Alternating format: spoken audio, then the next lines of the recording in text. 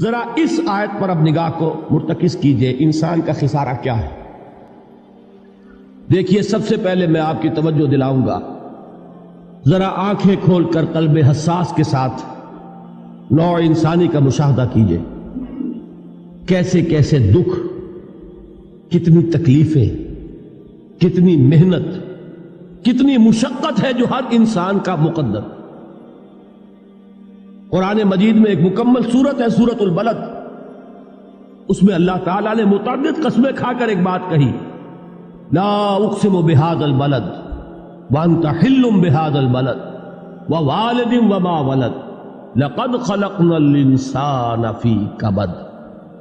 ہم نے انسان کو مشقت ہی میں پیدا کیا، یہ مشقت ہر انسان کا مقدر ہے۔ لوگ گھروں کو چھوڑ کر آئے ہوئے ہیں، کہاں کہاں انسان جاتا ہے، یہ اس دنیا میں محنت اور مشقت۔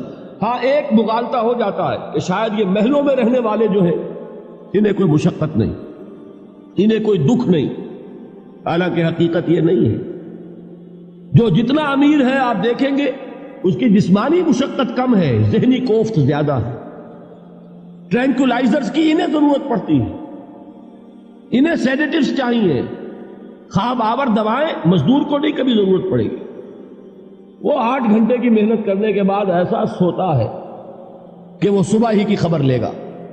اور یہ وہ لوگ ہیں کہ جن کو ہپنوٹکس، خواب آور دوائیاں، سیڈیٹیوز، مسکن ادویات، یہ سارا لیبلیم اور یہ ویلیم اور یہ فلاں اور یہ فلاں، یہ کہاں جاتے ہیں؟ ذہنی سکون اور اطمینان انسان کو حاصل نہیں۔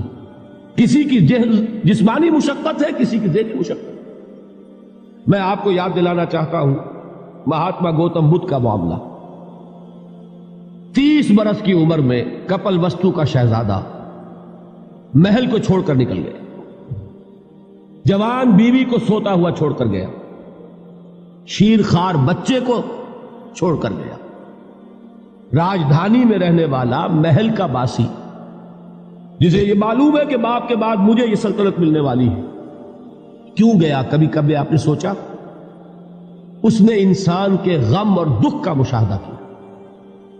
اس نے دیکھا کوئی اندھا ہے، ٹھوکر کھا کر گر رہا ہے، کوئی والدین کھڑے ہوئے رو رہے ہیں اور ان کی نگاہوں کے سامنے ان کا نہایت محبوب بچہ دم توڑ رہا ہے اور وہ کچھ نہیں کر سکتا۔ اس نے سوچا یہ صدمہ کیوں ہے انسان کا، یہ دکھ اس کا مقدر کیوں ہے؟ اس صدمے سے، اس دکھ سے نجات پانے کی بھی کوئی شکل ہے کہ نہیں؟ انسانوں کی ایک عظیم اکثریت، شاہ ولی اللہ دہلوی رحمۃ اللہ علیہ کے الفاظ ہیں کہ وہ لدو اونٹ اور کولو کا بیل بن کر زندگی بسر کرتی ہے۔ جو 8 گھنٹے تک اینٹیں ڈھو رہا ہو، اس شخص کا تصور کیجیے آپ، وہ واقعی انسان ہے یا حیوان بن گیا ہے؟ اور 8 گھنٹے کی اس محنت کے بعد بھی ہو سکتا ہے کہ 2 وقت کی روٹی اسے پوری نہ ملے۔ اور یہ تو ہو سکتا ہے، نہیں ہوتا ہے، کہ اگر بچہ بیمار پڑ گیا ہے تو شاید کوئی برتن بیچے بغیر اس کی دوا کا سامان نہ کر سکے۔ ایسا شخص کتنے بوجھوں تلا دبا ہوا ہے، کتنی مشقت کے اندر پسا ہوا ہے۔ لدو اونٹ اور کولو کا بیل، انسانوں کی عظیم اکثریت اس سطح پر زندگی بسر کرتی ہے۔ لیکن آپ کو معلوم ہے کہ کولو کے بیل کے لیے مشقت ہی مشقت ہے، اس کے احساسات یہ نہیں ہیں جو کہ ان سے انسان کو جو صدمہ پہنچتا ہے۔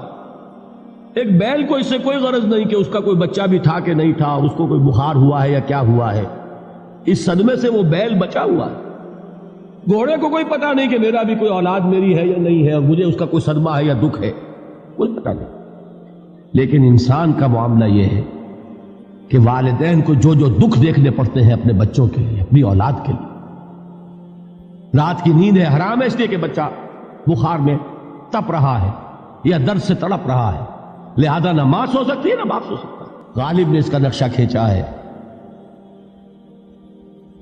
کہ رنج سے خوگر ہوا انسان تو مٹ جاتا ہے رنج، مشکلیں اتنی پڑی مجھ پر کہ آسا ہو۔